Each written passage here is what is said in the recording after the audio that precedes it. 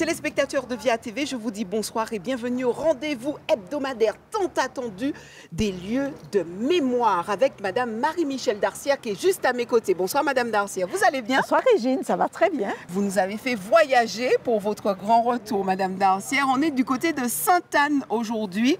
Un voyage tout simplement au cœur de l'histoire de la Martinique à la découverte de cette belle commune dont le passé, n'est-ce pas, regorge d'événements marquants et des récits extraordinaires. Pourquoi Sainte-Anne porte-t-elle ce nom déjà?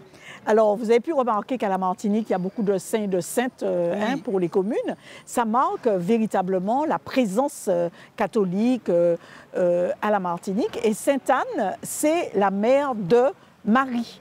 Tout simplement. Tout simplement. Voilà. Alors, dans cette belle commune, puisqu'on a dit, elle regorge, n'est-ce pas, d'événements marquants. Est-ce que vous pouvez nous en parler justement de ces événements qui ont marqué cette commune du Sud? Alors, cette commune du Sud, parce que là, c'est le week-end, vous voyez bien que les gens sont autour de nous, ils viennent vraiment ce week-end. Mais pourquoi? Parce que cette commune est très belle, elle a des plages magnifiques et effectivement, elle a été très convoitée. Non seulement par les Français, mais aussi par les Anglais. Donc, elle a été envahie 2 fois par les Anglais. À chaque fois, ils ont été chassés. Et si vous voulez, ce sont quand même des faits marquants, puisqu'il y a eu, en 1762, il y a eu l'évasion de 4000 Anglais, soldats anglais, qui ont été chassés par 450 miliciens français. Ah, quand même. Ils ont ensuite mis le cap vers les Anses d'Arlé et ils ont abandonné cette idée d'envahir de nouveau la commune de Sainte-Anne. Mais ils l'ont fait quand même 2 fois. Alors, je sais aussi peut-être qu'il y a des noms, des personnes, des identités qui ont marqué ici même cette commune. Est-ce que c'est le cas vraiment? Cette commune a été marquée, alors là on va plutôt parler de l'histoire coloniale. Par exemple, il y a eu des habitations ici. Il y avait l'habitation Caritan, il y avait l'habitation des Salines. Et c'est surtout ces habitations qui ont un petit peu marqué Sainte-Anne. Et à l'époque coloniale, il y a bien eu facilement environ 200 habitations réparties un peu dans toute la commune. Donc, il y a eu en fait de vraies influences coloniales de l'époque. Oui, il y a eu de vraies influences coloniales. Et puis, il faut aussi savoir que Sainte-Anne fait partie de l'arc ancien de la Martinique. Sainte-Anne est née d'une barrière volcanique qui partait du Vauclin, de la Caravelle, de la Pointe Folard, etc. Donc, c'est la partie ancienne de la Martinique. Et tout ça s'est passé sur entre 10 et 20 millions d'années. Donc, c'est une partie très ancienne. Nous avons, on voit par exemple le Piton Crève-Cœur, on voit Morte Marguerite, qui sont des résurgences de cette terre qui s'est soulevée au fur et à mesure, puisque c'était des éruptions volcaniques qui ont été sous-marines en fait. D'accord. Tout à l'heure, vous l'avez évoqué rapidement, parce que si on continue, on traverse un peu cette belle commune, on n'arrive pas loin à Caritan. Qu'est-ce qui s'est passé? Quels sont les événements, les affrontements, parce qu'on en parle des affrontements tout simplement qui se sont déroulés là-bas? Eh bien, par exemple, les 4000 Anglais qui ont débarqué à Caritan, il n'y a pas très longtemps encore, on trouvait des traces. Par exemple, on trouvait des pièces, on trouvait des boutons de veste. Moi-même, j'ai eu l'occasion, il y a très longtemps, puisque je ne suis plus très jeune, il y a très longtemps, on faisait des randonnées équestres, puisqu'il y avait un centre équestre à l'entrée de Sainte-Anne, et ça nous arrivait de faire des bivouacs avec 2 ou 3 amis. Et le long de cette côte de Caritan, il nous arrivait de trouver des boutons de vestes militaires ou des pièces, etc. Donc, il y avait encore des traces, il y a de ça 30 ans, 40 ans sur cette ligne de Caritan. D'accord, donc des traces que vous nous dites qui sont encore peut-être visibles aujourd'hui? Alors, je ne sais pas si on les retrouve toujours, mais en tout cas, à cette époque-là, il y a de ça 40 ans, on les trouvait encore, quoi. Il y a eu vraiment une famille qui visiblement a marqué tout simplement cette commune par rapport à une évasion à l'époque. Donc c'était une famille d'esclaves. Est-ce que vous pouvez nous raconter? À l'origine, je vois que vous avez lu le rapport de Victor Schellcher, qui a été très marqué par cette évasion tentée d'une famille d'esclaves, parce que nous savons très bien, nous sommes des descendants de ces personnes mises en esclavage, nous savons très bien qu'ils avaient des sentiments, des attachements, et donc il y avait une famille qui a voulu s'évader, puisque la Martinique étaient toujours sous le régime esclavagiste, alors que les îles anglaises, depuis 1833, avaient été libérées, l'esclavage avait été aboli. Donc, comme ils ont su ça, il y a eu beaucoup d'évasions à partir de ce moment-là, d'autant plus que dès 1831, on commençait, la taxe pour les affranchissements avait été levée. Donc, il y avait beaucoup de personnes qui commençaient à s'affranchir, mais d'autres personnes, sachant que les îles anglaises avaient été libérées de l'esclavage, tentaient de s'évader. C'est comme ça qu'une famille de 14 personnes se sont mis ensemble pour s'évader. Ils n'ont pas oublié la grand-mère. Par quel moyen, du coup? Alors, la grand-mère, la pauvre, elle était handicapée, hein, elle était paralysée. Elle était attachée à une chaise, parce qu'il n'y avait pas de chaise roulante. Vous pensez bien, à cette époque-là, elle était attachée à sa chaise. Et donc, ils ont tenté, ces 14 personnes, de s'évader par la mer, hein, bien sûr. Mais malheureusement, et à cause de la grand-mère, ils ont été ralentis dans leur démarche et ils ont été rattrapés. Mais tout ça pour vous montrer les sentiments qu'il y avait de solidarité dans cette famille où ils étaient 14. Ils n'ont surtout pas oublié la grand-mère qui avait 87 ans, bien qu'elle soit paralytique. Est-ce que cette solidarité est encore pas présente quand on parle de lieu de mémoire? Je ne sais pas si les gens se souviennent de cette histoire-là, hein, si elle a été transmise de bouche à oreille. Mais ce que je sais, c'est que nous avons dans notre histoire beaucoup d'exemples de solidarité, beaucoup d'exemples d'héroïnes, d'héros. Et peut-être que l'on ne valorise pas suffisamment, aussi bien chez les esclaves que chez les gens libres, par exemple. Et peut-être qu'il faudrait davantage, effectivement, les mettre en valeur. Nous sommes dans le bourg même de cette belle commune de Sainte-Anne. Derrière nous, il y a une magnifique église. Juste à notre gauche, on a la mairie, n'est-ce pas, de Sainte-Anne. Mais quand on parle d'église, quelque part, il y a un calvaire. On est d'accord? Ah oui, le calvaire. Vous pouvez nous en dire Ah ben oui, le calvaire de Sainte-Anne est extrêmement connu, puisque le vendredi saint, il y a une foule, hein, parce qu'il est tellement beau et puis il domine complètement la baie, c'est magnifique. Et en fait, ce calvaire a été pensé par l'abbé Hurat en 1869. L'abbé Hurat a eu l'idée de planter d'abord une croix.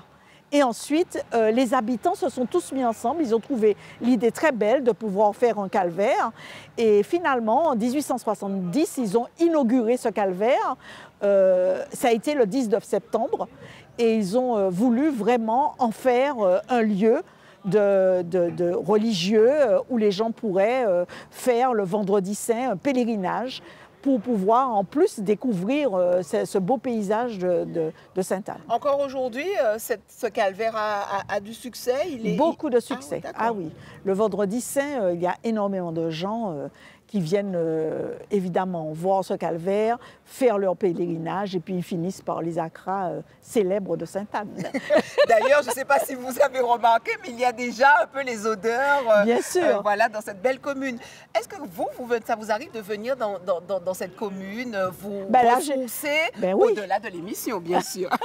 Eh bien là, j'y suis, là, c'est le week-end et j'y suis, quoi. C'est vraiment une commune que j'adore et qui est très très belle et très visitée. Vous avez vu par les touristes tout le temps. Quoi. Complètement, tout le temps. Madame Darcière, si on poursuit, n'est-ce pas, cette belle balade dans cette magnifique commune de Sainte-Anne, oui. Bien sûr qu'on s'arrête. J'espère que vous vous êtes apprêtée avec votre maillot de bain en dessous de votre magnifique tenue. Je vous emmène aux Salines, Madame Darcière. Ah, chic. On va donc passer tout près de l'habitation. L'habitation. Oui, parce qu'aux Salines, il y avait une habitation qui était l'habitation Les Salines, et qui était en fait une habitation qui appartenait à Fanny Dillon, qu'il avait obtenue, elle en avait hérité, vous vous souvenez? Fanny Dillon, ça me dit quelque chose? Oui, mais... c'est l'émission que nous avons faite sur Dillon, justement. Avec Marie-Françoise Dillon, qui était Marie-Françoise de Girardin. Ah, voilà, d'accord, ok, voilà, très bien. Qui s'était mariée avec le comte de Dillon, qu'elle avait rencontré. Cette même dame-là a eu une fille, et sa fille s'appelait Fanny Dillon, et qui d'ailleurs est née en France. Ces gens-là vivaient en France, hein, ils avaient des habitations d'ailleurs. La famille de Girardin était une famille très riche à la Martinique, ils avaient énormément de sucreries, et elle avait entre autres cette sucrerie des Salines, en même temps qu'elle avait aussi la sucrerie, ça doit vous dire quelque chose, à Sainte-Luce qu'on appelle les Coteaux. Oui, vous voyez, donc voilà, c'était deux habitations. Habitation dans le sud, habitation Les Salines, habitation Les Coteaux. L'habitation Les Salines était une habitation qui avait quand même 292 hectares et oui, environ 172 esclaves à peu près. Donc c'était une grande habitation. Et lorsqu'elle est morte, Fanny Dillon. Elle est morte en 1836. Elle avait fait un mariage prestigieux, entre guillemets, pour l'époque, hein. Ce qui d'ailleurs arrangeait sa mère parce qu'elle avait été ruinée. C'était des gens qui vivaient vraiment au-dessus de leurs moyens.